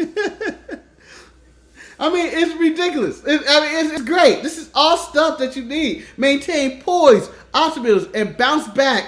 I don't know what she says after that, but she maintained all of that. She is an amazing employee, and she needs to be hired right away. I need people to put respect. Put respect. With spit in your mouth, respect on Billie Kay's name. She deserves better, and Peyton and Lacey ought to be ashamed of themselves. Even though Peyton Royce got a pin this beat Bailey, she was not brought up on Raw at all, right? I don't even remember Peyton. So there's two things. Billie Kay, we will hire you at DSPN Network if you gracefully want to work for us. Also, Grunge Smurf says you need to superimpose your faces onto the photo. Which I feel like Marcus has the better skill of doing. Where No, then I gotta make their hands dark, and like it gets weird after a while. Manny see my Photoshop. It's just gonna be two of Manny's heads on the same thing, and me just putting a beard on one of them. That's all that's gonna happen. So that was SmackDown, and I would say that was an enjoyable show. Yeah. What do you think was the best wrestling show of the week, though? I mean, we covered all of them. I would say in terms of wrestling, I'd say Raw. Wow. Yeah, Raw had the best matches, I felt like. But I think SmackDown told the best stories. NXT was probably the third best show because SmackDown has me with story. Yeah. I feel like it was a combination. Raw gave me wrestling, SmackDown gave me story, NXT gave me build-up. Yeah. For their pay-per-view. And AEW gave me nothing. No. It gave me someone talking about my daddy can whoop your daddy ass. Someone's feng shui being fucked up. This is all involving Moxley. And it made me appreciate that I really love Angelico and no one loves him back. Yeah. Angelico deserves better. So we do have 3 emails. Oh, yeah. And by the way, no matter what, everybody, be damned, no matter what the day is of the week, no matter what year it is, AEW will make sure you have your one running black man with steel chair. People get that every week. So we do have 3 emails to get through, Marcus. Oh. Which I didn't make the graphic for, to be honest. It's okay. It's okay. So we got 2 emails from Chris and then one from El Luchador. So Chris opens up with, for the following, I need corporate Manny. So I have a tie. Oh, there it is. It's officially on. Are we going to watch you do a tie? Is this a tie tutorial video? Wow, look at him. So you go under, and then you mess up a little bit. And then you go back over, and then you pull that loop through a loop. See, and you do that, and you flip it, and reverse it, and you come back around. And then you go on top. Wow, this is going on. Now, that's how you tie a tie onto a hoodie, sir. That's how you tie a tie onto a hoodie. Bang. So there we go. They need to make hoodie dress shirts. I feel like they're really terrible. I've done this tie way too short as well. Look. No one would have known how short it was. No one would have known how short it was if you didn't say so. But now we know Manny's wearing a very short tie right now. This is outrageous. Well, damn it. So out of the tie tutorial, so he needs the corporate Manny, the Manny that denies someone vacation, the Manny who will let an employee go home, who won't let an employee go home early when he sees that they are clearly ill because the company hasn't reached their goal for the day. It made me sound out to be a right dick. The Manny who will tell a pregnant woman, no, she had better not have that kid right now. Wait until your shift is over. And you know what? Bravo to any manager that have ever said that, because no one wants that shit in their reports. Now then, last week I mentioned a coworker who irks my last nerve. A couple days ago, he saw me wearing my mask, and yes, corporate lord, it was over my nose. Oh yeah, I have been going at people that have it underneath. Oh man. He said the following: why are you people wearing masks? You people? Yeah. Are you seriously worried about this COVID BS? My question to Manny is, I'm going to ask this also to you, Marcus. Is it wrong that I legit hope he gets COVID? Morally, yeah, just for a month or 3, so he can feel it's almost full wrath, but not enough to kill him, just so he'd stop with his false narrative of this. Well, Manny, I don't think you should be wishing ill of anyone, to be honest. No, you shouldn't be. But if you are going to do it, let me explain that you want that. Like, if you're wishing ill with someone getting COVID, it's not going to change their view. They're going to underplay of how bad it actually was and talk about, well, I survived it. Now everybody else survived it. So what you're basically asking for, you need to kill that motherfucker with COVID. It's the only answer. That's the only way of teaching a lesson. That's the only way. You got to Herman Cain him. That's the only way. As long as you, I suppose it's not too bad as long as you keep it to yourself. But now that you've brought it to the council, I feel like you can't now. Had you kept this to yourself and just left it as a side comment inside your deepest, darkest dreams, yeah, maybe. But now that it's out in the open, it's quite harsh. Because if you come like say next week and go, oh, he got COVID, he died, we're gonna know it was you. Yeah, we're gonna be like, damn, he died. And I don't know if Chris is like a believer of karma and shit. That bad karma will come back and get him. So there's a story, this is way back. This may even been on the show, and it's something I give shit to Ryan about every single week. It's pretty much consistent. So one time, and this is how old this is, Classy Freddie Blassie showed up on WWE television. He showed up. He looked old. He shouldn't have been on TV. He looked, ill, but he was still Freddie Blassie. And Ryan goes, man, this old motherfucker is going to die, or he should die. This is how bad he's looking right now. Or something like that. And then the next day or 2 days, Classy Freddie Blassie died. And I looked at Ryan, and it was like, you killed Classy Freddie Blassie. And he goes, fuck. And he lives with that to this day, that he had wished death on Classy Freddie Blassie, and there's nothing but regret in his life. This is a true story. So, ask Ryan today about this, he'll probably go, he'll joke about it. But at one moment, he believed he killed Classy Freddie Blassie. Well, there was one time, so I remember, this is how old this is. In the days of MSN Messenger. Oh, man. My friend once went to me, Manny, Chris Kanyon died. How many seconds do you think I took to respond to that? And what do you think I responded with? I'm going with 2 seconds, and the response is, who better than Kanyon? Nope, Marcus. You were close. Wow. Oh, wow. It was 2 seconds. And it was quite close to what you said. But it was, who deader than Kanyon? Oh! Jesus. You could, damn, Manny, you didn't have to do that. 2 seconds. Yeah. Damn. Well, that's regret. We all become better people since then. But at least you didn't send a message. Well, it's Mortis okay. Like, that would have been worse. But damn, when Kanyon died though, it was like, damn, Kanyon died. It wasn't a wrestler I particularly cared about, but I just knew him as Mortis and who better than Kanyon, which is probably the best catchphrase maybe ever, because it's long lasting. It stays with you. And you know what? We have grown as human beings. I used to make jokes like that all the time. But you realize, dang, that hurts a lot of people. So, but, yeah, man, 2 seconds. You're a horrible person. You couldn't even get pinned before that go out. No, I kicked out before I got that news. And you know what I did, Marcus? I hulked up after that news. He went straight to the ropes and started shaking them. Anyway, we carry on with his email. Marcus, you're in my prayers as you go through these tough times. Eric, you won't be forgotten. Rest in peace, brother. So, he was in the chat. And I need to preference.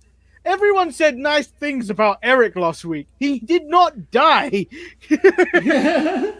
Now he's a force ghost, Manny. He is forever haunting the Untitled Manny and Marcus Show chat. It's like Among Us. It's like Among Us, and he's just still around the side completing tasks whilst he's been murdered. I'm going to say, for the record, I'm happy to kill off Eric. It works in the comic books all the time. They kill off characters all the time, and then they get their biggest jump in buys back when they bring that character back in life. So when we bring Sex Luthor back to life, the Sex Freak, a.k.a. PPE, a.k.a. the Prime Number, a.k.a. any other, I forget, I'm blanking out all his nicknames. Beef Lee, the Primal Beef. It will be the highest selling edition of the Untitled Manny and Marcus Show. People love a comeback. What, if anything, did you scoop up on Black Friday? For him, nothing. I didn't get anything. Nah, I didn't do that. I feel like it's not worth it. It's just a waste of time. For me, because I'm moving in January, my plan is not to accumulate more shit. Okay. Next edition of the Untitled Manny and Marcus show. It's gonna be a statue of Big E back there and an official gold resume of Peyton Royce in solid platinum gold. And we're gonna be like, Manny, I thought you moved to Jerry. He's like, fucked up. They had the gold resume. They had the gold resume. Marcus, I had a long running joke that I was gonna put. So So I was gonna get a one of those standees of Nia Jax, and then just leave it in the corner. And then if someone asked, I was like, "You don't talk about the elephant in the room." Oh man! If we had a drum roll or anything to go with that, would have been perfect. What a joke! What a setup joke! That would have been amazing. That would have been amazing. For me, I could still probably do it, but it's just like, I don't want that in my room. No, Manny. Is there anywhere I could get that? That would be my holiday gift for you. Is that giant elephant in the room of Nia Jax? I think it's on Amazon somewhere, but so that was my initial plan. It was just like, because as you know, I've been talking about this open blank space here, and it looks weird. So initially, I was just going to put Nia Jax here because it covered up a lot of space, and then I just want people to be like, "Why have you got Nia Jax in your room?" I'm like, no one talks about the elephant in the room, and that would have been a perfect joke. Yep. And you know what? It's not going to hurt anybody to have Nia Jax in your room anyway. Well, it might hurt someone. It might hurt someone. It might hurt somebody. It may give someone a paper cut or something. Yeah, like God. I'm bleeding. What the fuck? May give Kyrie Zane nightmares. Hey, Manny, you talk about your complete little area of space right there. I live in a blank space. I live by this blank space. Well, the problem we have here is the fact that we're not using eCam, so using Skype, we can't have your fancy backgrounds in the... No. This is my background. This is my life. This white void back here of a wall is my life. Okay, let's get back to Chris's email. Because it is quite long. Oh, so you're the cleaner now? I am. I don't even want to lift it up. It's going to get dust all over me. You can be Lenny Omega.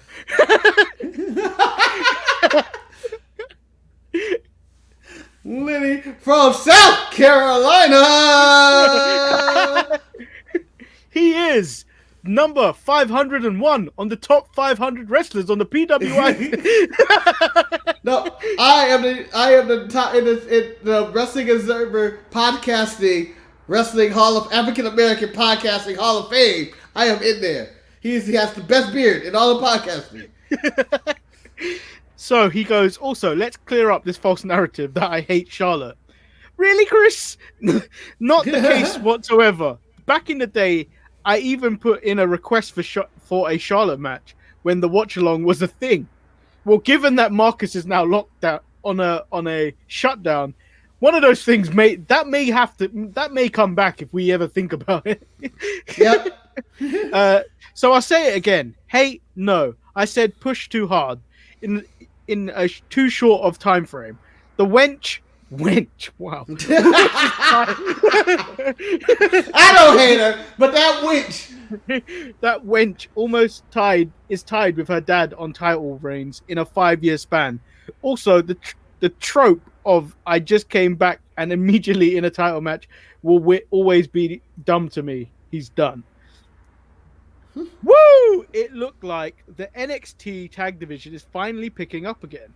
Welcome back, grizzled young vets. Speaking of teams, what happened to those two freaks of nature who were managed by that little dude? I believe he's talking about Indusher. Indusher with Malcolm Bivens. What's his name? The guy that does music. Isaiah Swerve Thomas, Scott. I believe his name. No, that's the basketball player. You talking about Swerve Scott? No, not Swerve Scott. The one that actually, do you know the one that has a YouTube channel, Wrestle and Flow? Isaiah Swerve Scott. It's not Swerve Scott. I don't know what you're talking about. You said Isaiah. Some guy called Isaiah. I believe his name is Isaiah. Isaiah Thomas is two different basketball players. Do you remember XT25 when Adam Cole was wrapped to the ring? Josiah, that's the name. Josiah.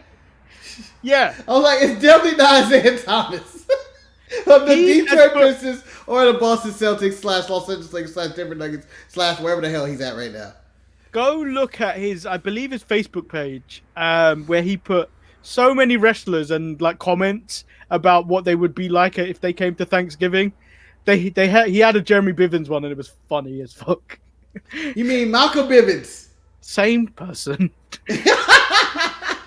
Manny, don't confuse your black people.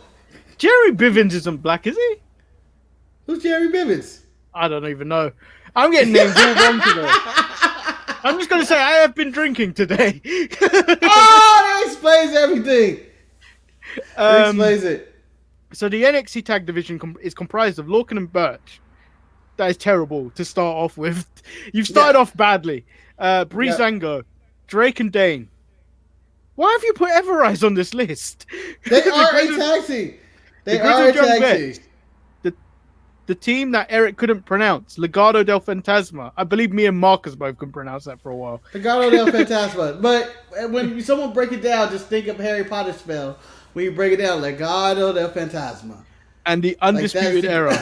Rey Mysterio will come out and do a 619 on any Dementors that come your way. He asks, is it possible to get Flash Morgan Webster and Mark Andrews on the NXT roster and push them as a new era Hardy Boys? Let's go. I don't think that will happen because that will leave the NXT UK roster very short. So I don't see that happening. Yeah, they're not crippling that. They already crippled themselves with their crazy United Kingdom antics and allegations. What you call? By the way, speaking of allegations, have you seen the Will Ospreay documentary on Amazon? No, but I'll probably watch that tonight. Apparently, it comes with a disclaimer because it has all the wrestlers accused of all the allegations on there. Oh, wonderful! and the director tried to take out, as we just was released earlier. The director had to try to take out as many of these guys as possible. There's so many. Can they just blur his face or something? Unless they were an integral part of this documentary. I'm like, just show them. I don't understand. Just show them. It doesn't matter. You get a history. Oh, let me look up Jimmy Havoc. Oh shit! Jimmy Havoc's not a good person. So back to this email. How about Tony Storm in those leather pants? Damn. Yep, I agree with you. Yep. Oh man, I wish William Regal was still able to compete in a match between him and Mr. To the Moon. Would be fantastic.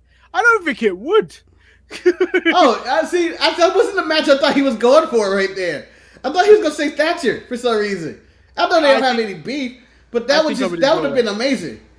Regal versus Thatcher, or even Regal versus Walter would have been a match. Do you know what I kind of want to watch again? Because he's got his job back. William Regal versus Fit Finlay. One last time. Because if you haven't seen it then, it would be Roy Jones Jr. versus Mike Tyson. As much as AEW tried to play up, Jericho and Christopher Daniels have never touched with their combined 58 years experience. I've never asked for it. Yeah, me either. And that they got it now, I was going like, this is dog shit. As opposed to Tyson and Roy Jones Jr. You go like, I want to see what happens here. And Tyson whooped that ass. I don't care what that draw says. I feel so justified, much like Bobby Heenan when Hulk Hogan was revealed to be the third man and a downright awful human. I've told people since 1997 that Rey Mysterio was a lower tier, untrustworthy person, and all this time I was right. I woke up Friday night in time to catch a little Smackdown, and what in the blue hell was that match between Murphy and Corbin? Just unreasonable interference from the Mysterio clan. And I am a person who can't stand Corbin, but he didn't deserve that unjust interference. What are you teaching your children, Ray? Just abysmal behavior, and this sport will be better off without you. That Bianca Belair just wow. Oh snap. Sorry. Regular Manny, please resume your duties. Until next time, I remember. Awesome. That was just one of his emails, by the way. Wow. But the Mysterio family, again, Rey Mysterio really taught his family really poorly. And he's, Buddy Murphy might have to leave them and go, y'all terrible. You guys are terrible people and a misrepresentation of everything. This is not what I signed up for. To harass Barry Corbin. Barry Corbin was screwed like the year the Saints got the pass interference call, the non-call in that game against the Rams. That's basically what's been going on. That was a tragedy. I was expecting an AEW official to be involved, and that's how bad the officiating was in that one. That was terrible. Throw them out. Get them out of there. Or do I have to come? That honestly did feel like an AEW match. Yes. Just the confusion. And honestly, it was to the point where I was like, get JBL out here to get these Mexicans out of here. That's how much they were cheating. Very racist. So Chris starts off this email with the subject is straight edge. And then the first line is sigh. I already feel bad for this because I'm reading this whilst being inebriated. Someday I'm going to break my straight edge cred. Why, Chris? Why? I tell you, someday I'm going to get drunk and high. Why, Chris? Why? I'm fixing to tell you. It's only in the only conceivable way I can think I can get into my roommate John's way of thinking. Here's the quick story. I thought he was going to end it to get my roommate John's. And I was like, huh? Yeah, I was like, whoa. Here's the quick story. Nearly every time he visits his parents' house, when he comes back, he brings back these permission fruits. How's that a bad thing? I'm fixing to tell you. Chris, get to the point! It's Chris. The point is the entire story. No, because sometimes his stories are short, and then sometimes his stories are long. The long stories are fun, but I don't like this whole, I'm reading it. And then it's written in a way for me to ask more questions. The problem is nobody ever eats them. They just sit on the kitchen counter and rot. Now, this isn't a few. Each time he brings back bags full, it doesn't make any sense to me. Just say, hey, Ma and Pops, thanks, and all, but my peeps don't eat these. His parents probably think I devour these things with the amount of fruit they send here. Good grief, just stop. Speaking of stopping, hi, Undertaker. First saw you in the NWA as Mean Mark. The first man I saw walk the top rope. And yeah, I know he's not the first to do it. But he's the first I saw do it. Back then, he'd do it unassisted. So remarkable that a guy that size, then he'd drop an elbow on his victim. The team of the Skyscrapers, they were all right. The Skyscrapers? Is that Mark Calloway team? That is a Mark Calloway team. Then he went away, popped up back as the Undertaker, and as they say in sport, the rest was history. Now I asked this question in the non-recorded video days of the Sharpshooters, so it needs to be resurrected now that we have video. Can either of you do the rolling your eyes into the back of your head thing the Taker used to do? I believe I can still do it. I believe I can still do it. And ladies and gentlemen, let's see if I can do it. Let's see if I can do it. And yes, I'm taking the glasses off. Siri, shut up. Here we go. I'm going to have to even take off the headset. I know it has nothing to do with my eyes, but the headset has to go off. Let's see. I don't think I can do it. I don't think it happened. No, I didn't. That's cheating. Huh? That's cheating. What you just did. All right. I have to pull my eyes open. All right, I'm tired. All right, I'll try to do it without cheating. No, I don't think I can do it. I think I'm just giving myself a headache. I 100% know I can't do it, and I'm also wearing contact lenses, which would be awful. Until next time, I remember your favorite Canadian badass. P.S. I'm the one who shipped a relationship between Marcus and Charlotte, and I still do. Go bust a nut in her finale. You goddamn right. I'm gonna be a Flair. I'm gonna be a Flair. We're gonna have the greatest kid ever. Better than her and Andrade. He's gonna be probably lazier and less athletic, but he's gonna be a star. So El Luchador did send me this earlier last week. Is that me? Hey, it reads, Sex Luthor gone ass fishing. Oh, that's Eric. Yeah. I told him myself. I was like, what? Wow. Wow. Look at Sex Luthor. And he's also sending an email. Going ass fishing. So he asks one question. If you had to recast Eric, who would you guys do it with? Or would you go with the part of the hater now being or would you go with the part of the hater will now be played by? So if I had to recast Eric, or are they playing Eric, or are we like recasting like just a third member of the show? I think they'd have to play Eric, wouldn't they? So that Eric just, beef, tribal beef. I'm going with, there's a few people who I would choose. One would be the fat kid from Boys in the Hood who played the original Doughboy. And also I would cast them as, I would go with Anthony Anderson. Just because. But I need fat Anthony Anderson. I need fat Anthony, not this in shape shit that I get on Blackish. I need fat Anthony Anderson. Who was the guy that got fired for making the Kobe joke on Raw? Oh, Abraham Washington. I think I'd have him. The dude is too young. Have you seen how he looks like lately? Oh, he's on steroids, isn't he? He's huge. Yeah, he's on steroids. He wears a mask. He's like the Eliminator on the Indies or something. Although I think he goes by like the hater as well. For me, it would naturally be Big E, because this would make the show like 1,000 times more funnier with us. Yeah, I feel like Big E would just bring a different type of energy that we did not see coming. Grunge Smurf says Keenan. Keenan would be okay, but I don't think he'd be as funny as Eric. Yeah, I don't think he would. I think he'd felt like, who are you going to replace me with, Kel? That's the only way that'll work. I would easily be replaced by Hector from Fast and the Furious. You're a fool, though. Eh? Like, oh, man. I would love to recast like us with real actors, and literally we should do a picture of Hector, fat Anthony Anderson, and I don't even know who I'll cast as myself. I don't know. The guy you that already plays said Suge Kel. Knight.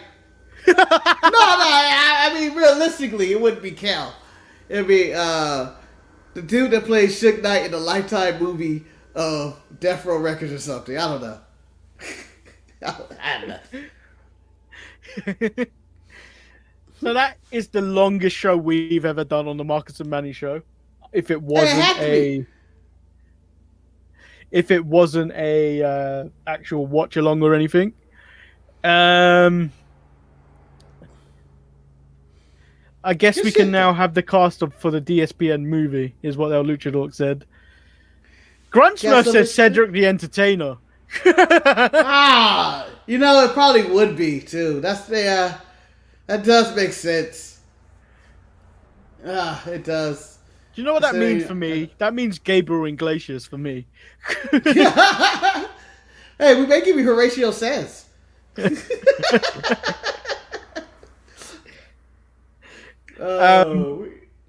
So as Marcus is on shutdown, there will be no changes to the schedule.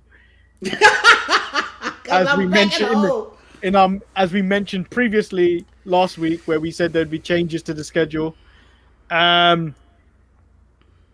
The Saturday show the weekend show will remain on Saturday for the next couple of weeks. And every show will start at 11 a.m. Pacific, 2 p.m. Eastern, and 7 p.m. Greenwich Meridian time. GMT. Oh wait, is it BST? No, so summer's ended. So do you know when all the times went forward? That's the worst thing about it because it goes. So when it's summer, it goes to BST. It's a British summertime, and then we go to GMT anytime anything else. Why? Why can't time just be time? I don't even know what that means. I had nowhere to go with that. I had no sentence after that. I was like, why can't time be time? Done. In. No more. But yeah. So everything's going back to normal. Tune in every Saturday for Shotgun Manny and Marcus show, where we just basically just this. It's basically this, but just Smackdown and shorter. Yeah. And if you send in emails, we'll do our best to read them. Because we'll still check the sharpshooters@gmail.com email. Also, buy the merchandise, all right? It's a lockdown happening. It's a shutdown. I need money. Manny needs money. He's about to move it. He's got to get that Nia Jax poster back there.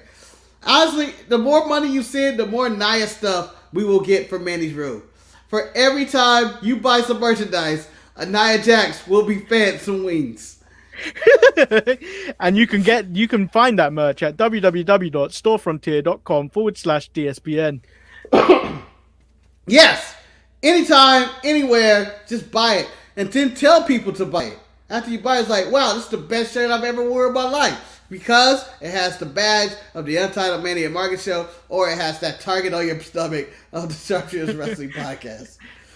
So, Marcus, since you are on shutdown, yes, or lockdown, however you want to phrase it, locked up, they won't let. Are we bringing back any of our cancelled shows? What? Cast subject to change? Let's bring it back. Watch-alongs? Let's bring it back.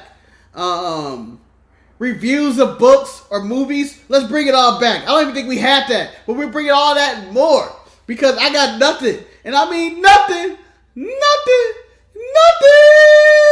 but time to kill. Yeah, I feel like we keep up.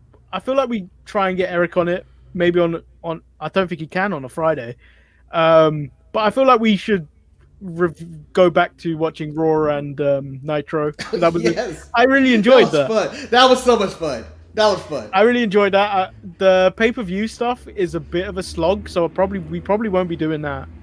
No, but maybe we'll watch individual matches. I remember I proposed to Manny an idea of maybe that's how we handle our matches of the year, in which we have our list and we go back and watch like one match, and we'll do a watch along and a discussion or something about that. Well, the hard thing about that is if you take anything from AEW, if anything in AEW is in the list, it's hard to get, it's hard to find because they don't have an online streaming platform yet.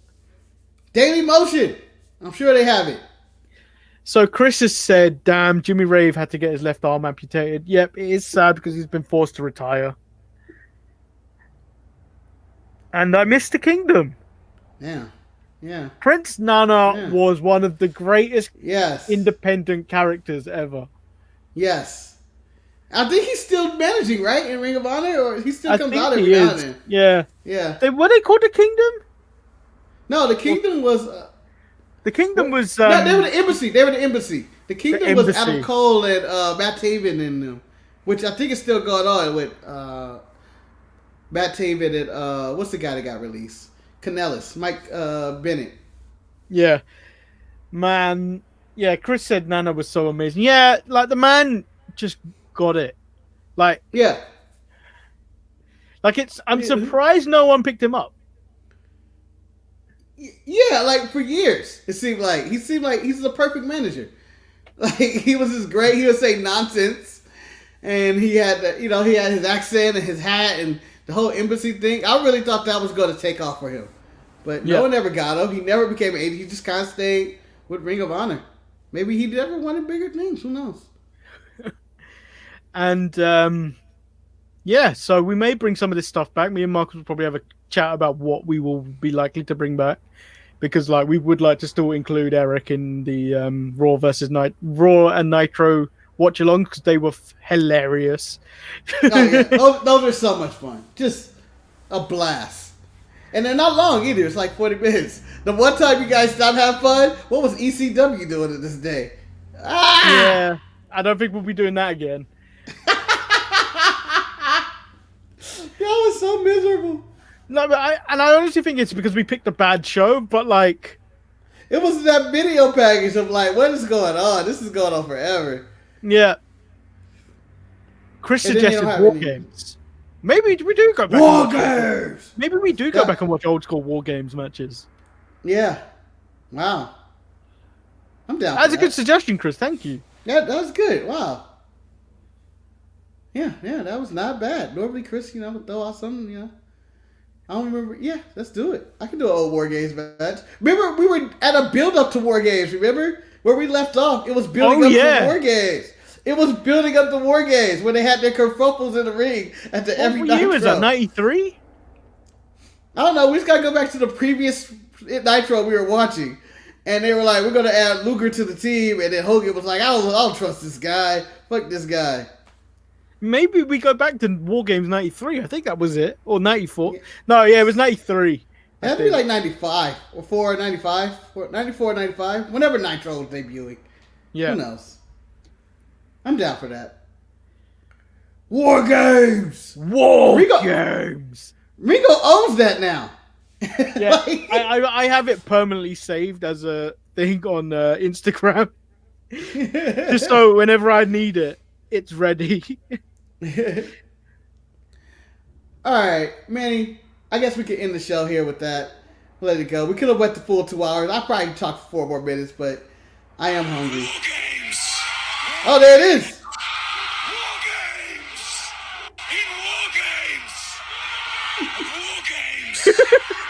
They gotta add triple threat match player at the end of that. And yeah, so that is the end of the show. We will be bringing some content here and there. Marcus will probably clip this up to reveal the racistness of the Boa and Jai Lee storyline, which will probably cancel the both of us. I don't think it's racist. I don't think anything we said was racist, other than the fact that we were talking about the drug epidemic of the world. So, by the way, I feel like they meant that their new leader or whoever their ruler or drug lord is inside the NXT parking lot. I feel like that. Did you know they sell that shirt? What shirt? Beware of the NXT parking lot. Oh well, we definitely both have to wear that. Yeah, it's sold out. It's sold out, and it only comes in 2X. And Eric looked it up and was like, "What? This actually exists?" Shit's dangerous in the streets. So I've been Lord Manny Hayes, and he's been Marcus the Grand Finale, who learned he cannot oil his eyes in the back of his head anymore. You've been watching the Untitled Manny and Marcus show. Like the video, subscribe, click that notification bell, and remember, Billy Kay deserves better. God damn it! Check out that resume. It will teach you something about how bad of a resume you actually have. It made me want to go redo my resume and put 200 hours in the week to, in my work day. This is ridiculous. Ridiculous that she don't have a job, that she's just going around and forcing herself on TV when they should be inviting her to be on the show. Unlike that ungrateful, ingrate Peyton Royce or that hussy, yes, hussy. that trollop, that hussy, that skank piece of wank. Jesus. Lacey Evans. Shoot. Don't get me started on this shit. I can talk for another 30 minutes on this. She's the best. She's the best female wrestler in the world with an impressive resume and doesn't have a job today. I believe it is a disservice. It is undemocratic, and I believe it's Manny, give me a word. Give me a word. I don't have one. That she doesn't have a job. I'm stumped for words. Just give me a word. Just give me a. I'm gonna make up one. It's an atrocity apocalypse that this is happening. It's an abomination. That's the word I was looking for. It's an abomination. This is like the credits where we continue going on. Yeah, Billy Kay deserves every dollar in my pocket, every cent in Vince McMahon's pocket and wallet. I don't know why I said mine. I meant to say Vince's pocket. And the shame that she is sitting at that announce table without a job, flashing her resume, it is bullshit. And fuck everybody that has a problem with it. And on that note, peace. I have no idea why I even said that rant. Just saying words.